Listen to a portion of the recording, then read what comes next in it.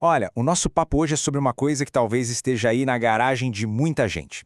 A gente vai se basear num trabalho super detalhado do Alberto Maier, que é um especialista no setor automotivo, para investigar um lado meio obscuro dos carros mais modernos. Então, vamos lá, vamos fundo nisso. Para começar, já vamos com essa frase aqui. Seu carro se tornou um espião sobre rodas. É uma projeção do Alberto Maier para 2025 e olha, que frase forte, né? Ela já dá o tom de tudo que a gente vai conversar aqui. Um espião sobre rodas. Isso já bota a gente bem no centro do problema. E aí vem a pergunta que não quer calar, né?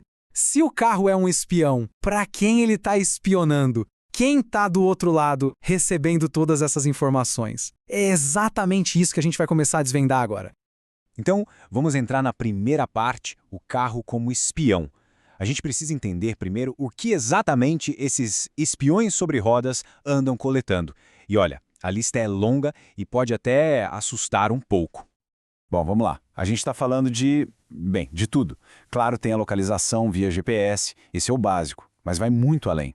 O carro sabe os seus hábitos de direção, como a pessoa acelera, como freia, tudo. E agora a coisa fica mais séria. Ele pode coletar áudio das conversas dentro do carro. Sim, conversas privadas. E não para por aí. Filmagem interna, padrões biométricos, até dados de aplicativos que se conectam ao carro. E como isso tudo acontece? Basicamente, esses carros vêm com chip 5G de fábrica que transformam o veículo num verdadeiro aspirador de dados em tempo real. Certo. Então, o carro coleta uma montanha de informações. A pergunta agora é, para onde vai tudo isso? É hora de seguir esse rastro oculto dos dados e ver quem está ganhando com isso. E aqui a gente começa a entender o modelo de negócio por trás de tudo. É o famoso siga o dinheiro. Os fabricantes, claro, dizem que usam os dados para melhorar o desempenho do carro, mas a verdade é que esses dados viraram um produto valiosíssimo que eles vendem para terceiros. E quem são esses terceiros? Bom, as seguradoras estão na primeira fila. Elas fecham parcerias para ter acesso a esses dados de direção e com isso criam as tais pontuações de motorista. Dependendo da pontuação, o preço do seguro sobe ou desce. E tem mais, os dados podem ser usados contra quem é dono do carro. Podem negar um conserto na garantia ou até a cobertura do seguro, alegando uso indevido que um algoritmo qualquer detectou. E para a gente ter uma ideia do que isso significa no bolso, olha só o tamanho da penalidade financeira. Se um algoritmo decide que alguém é um motorista de risco, o prêmio do seguro pode subir entre 15% e 25%. É um custo bem real, bem palpável, e tudo baseado em dados coletados de um jeito que nem sempre fica claro para quem compra o carro. E a conta não para no seguro. Se der algum problema, tipo um vazamento de dados, ou se for preciso brigar na justiça pelo uso dessas informações, os custos legais podem ficar entre 5 e 10 mil reais. É mais um peso financeiro bem grande. Ok, até agora a gente falou de privacidade e de dinheiro. Mas a coisa fica muito mais séria. A gente vai ver agora como os riscos saem do campo financeiro e entram na área do perigo físico, real, chegando a ser uma questão de segurança nacional. Essa tabela aqui resume bem a escalada do perigo. A gente começa no nível individual. Hackers conseguem acesso remoto a funções vitais como freios e aceleração. Dá para imaginar um estrago. Mas sobe de nível. Eles podem usar ransomware para travar frotas inteiras de veículos, paralisando uma cidade. E o pior, podem usar os carros elétricos conectados à rede para injetar dados falsos e atacar o sistema elétrico, causando apagões gigantescos. E claro, voltamos à espionagem, com a captura de áudio dentro do carro. E para ninguém pensar que isso é só coisa de filme, olha esse número, 39%. Foi o aumento de incidentes de hacking em estações de recarga de carros elétricos em 2025. Ou seja, não é teoria da conspiração. Essas falhas de segurança já estão sendo exploradas e muito. Tá, mas por que isso tudo acontece? A gente pode culpar a tecnologia, mas ela é só metade da história.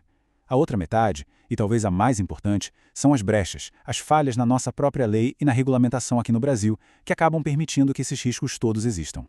Para entender o problema, a gente precisa conhecer as peças do jogo no Brasil.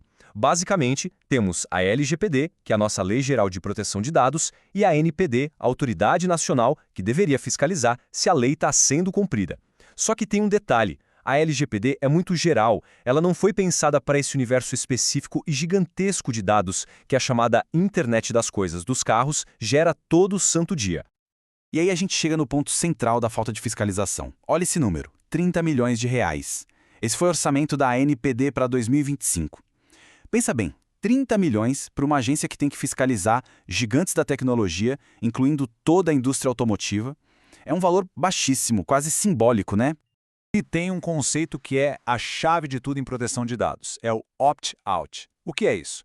É basicamente o direito de quem usa um produto de poder falar a qualquer hora, olha, não quero mais que vocês coletem meus dados. E ao fazer isso, a pessoa não poderia ser penalizada nem perder as funções principais daquilo que comprou. Só que na prática, o que a gente vê é uma grande ilusão.